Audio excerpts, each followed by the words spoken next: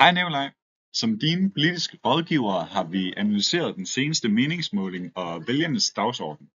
Situationen den er udfordrende, men den er bestemt ikke håbløs.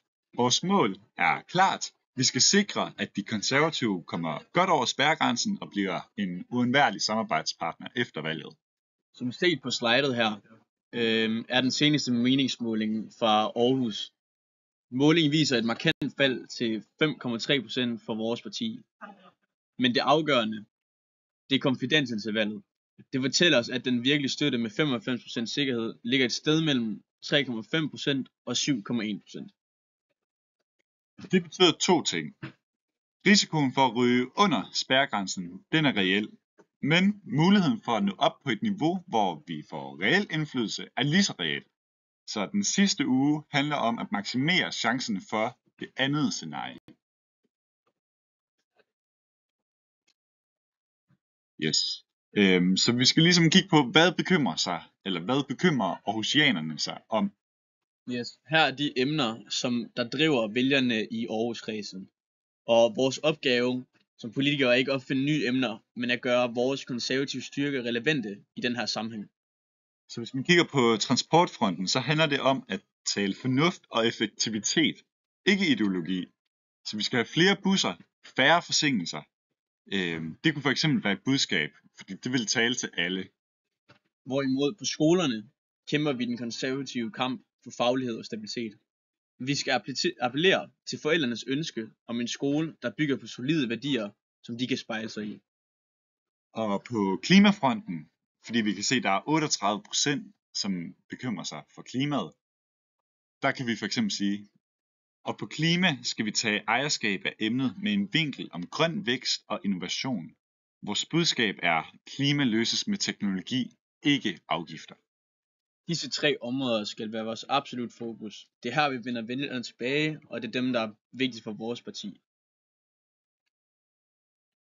Så har vi delt det op i 3 faser. Første fase her, den hedder konsistent fornuft, eller den salige genopretning. Vi skal sørge for, at mens de andre partier, de svinger med vinden. Nu ser vi vil ligesom være den stabile til, at vi får fornuftige stemmer. Vi skal ikke være dem, der svinger helt vildt. Vi vil henvise os til vælgerne, der føler, at de konservative har mistet retning, og måske overveje Liberal Alliance eller Venstre. Hvad så? Ja, og teorien bag det kaldes ligesom rational choice, og det er jo der, hvor vælgerne stemmer ud fra deres egen interesse og sådan en rationel vurdering. Og vores job, det er at overbevise dem om, at en stemme på konservative er den mest fornuftige måde at opnå stabilitet på de 3 vigtige områder: transport, skole og klima. I praksis betyder det, at du i den sidste uge i alle debatter og interviews skal have 3 konkrete finansierede forslag på hvert af de 3 kerneområder klar. Ingen fiaskoer eller dumme ting, altid det samme. Kun håndgribelige løsninger, der viser fornuft og økonomisk sandt, som appellerer til de vælgere, vi vil have tilbage. Yes. Men Nikolaj, ved byrådsvalget, der handler det ikke lige så meget om personen som partiet. Det handler nemlig om personen, og ikke partiet kun. Og det er her, hvor din største styrke kommer ind. Så vi skal spille på det her, som vi kalder for bankeffekten. Ifølge teorien om naboeffekten stemmer folk på noget, de kender og stoler på. Din personlige troværdighed er vores stærkeste våben mod et svagt partital. Derfor skal den sidste uge handle om at maksimere den personlige kontakt. Så vi foreslår noget, der kommer til at hedde stemmedørklokke 2.0. Så når du går dør til dør, så skal du ikke bare spørge, hvad er vigtigt for dig? I stedet for skal du spørge, hvad er det vigtigste, vi kan gøre for der, hvor du nu engang er? Det kan være Åbyhøj, Gammel Åby, Hasle osv. osv. Og den her kombination af den personlige kontakt og den konkrete sag, det appellerer direkte til teorien om rational choice.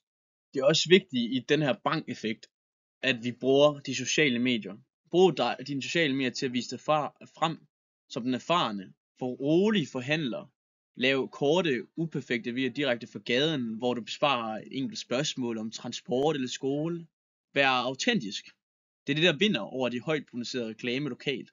Du er ikke bare et parti, du er Nikolaj Bang, som folk stoler på. Bang! 2. Vi skal have en ægte bang-effekt frem. Endelig, Nikolaj, handler valget også om magt. Mange vælgere vil gerne også have indflydelse med deres stemme. Her skal vi appellere til det strategiske sans. Vores sidste kraftige budskab til de uafklarede vælgere, det skal være dette. For at forhindre et rent rødt flertal, der kan gennemtvinge deres politik uden modspil, har Aarhus brug for en stærk konservativ stemme. Vi er modvægten, der sikrer fornuft og balance i byrådet. Det er at appellere til de vælgere, der er bekymrede for en venstrefløjsdomineret byråd. Folk, hvor det handler for meget om velfærd, vi får for lidt for pengene, og det placerer samtidig perfekt til Konstituering. vores strategi er at arbejde for en borgerlig midterkoalition med Venstre, LA og potentielt Moderaterne.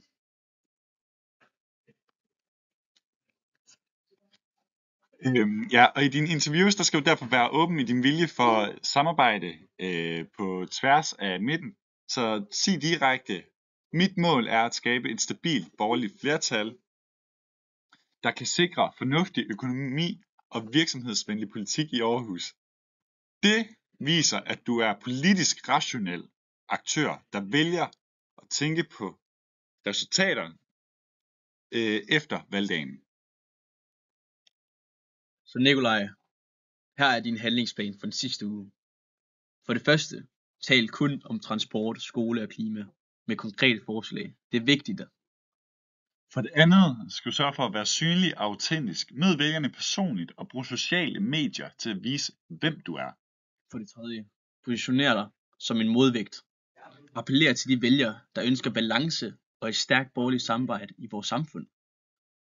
Valget i Aarhus vil ikke blive vundet af store, falske løfter. Det vil blive vundet af den kandidat, der bedst kan kombinere konkrete løsninger med en troværdig personlig profil og et klart budskab om politisk balance. Det er dig. Vi har et stort stykke arbejde foran os, men med den her strategi er vi overbevist om, at vi kan vinde den her kamp. Så lad os komme i gang.